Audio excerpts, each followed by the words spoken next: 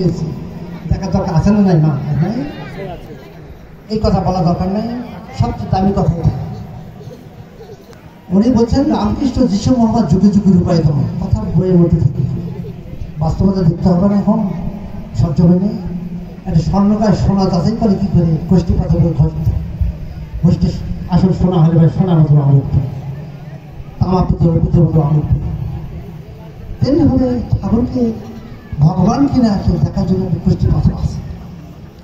প্রথম দাবি হচ্ছে সাধুগুরু ধরে আপনাকে দীক্ষা নেবে, নিয়ে তার হবে না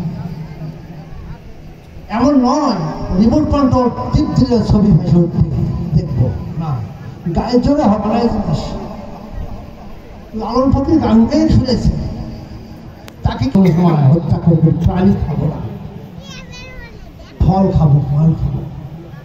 আমি যা দেশের বাস করি সবাই খায়, কিনেও দিতে হয় মা টাকা দিয়ে, বুঝি সব। তারপর আমি কাঁদিয়া বলি, হে প্রভু তাদের জ্ঞান দান করো, আমি খাই না, তারা খায়, তারা ধ্বংসের মধ্যে যাচ্ছে, তাদেরকে বোঝার শক্তি রাখে। আজকে মাদেরকে বাবুদেরকে সে অনুরোধ করে যাচ্ছে।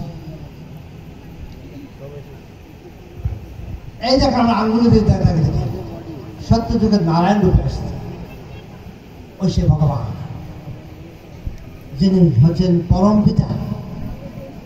উনি মানুষের সত্য পথে ডাক দিয়েছেন, আহ্বান করতে করতে করতে করতে জীবনটা শেষ করে দিলেন, দেহ রাখলেন। আসল ভগবান সত্যটা আর প্রাণটা রাম নামে চালন করেন।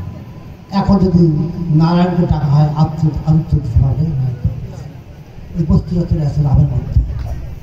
রাম থেকে সারা পৃথিবীর মানুষকে ডেকে ডাকার পর, নিজের দেহ রাখার পর ওই সত্তা শ্রীকৃষ্ণের মধ্যে আসছে। এখন রামকে ডাকে আর হচ্ছে উত্তর দেব না, শ্রীকৃষ্ণ তাকে ডাকার পর উনি যখন দেহ রাখার পর ওই প্রাণ রামকৃষ্ণ পরমহংস জন্ম আসছে, উনি ডাকতেছে।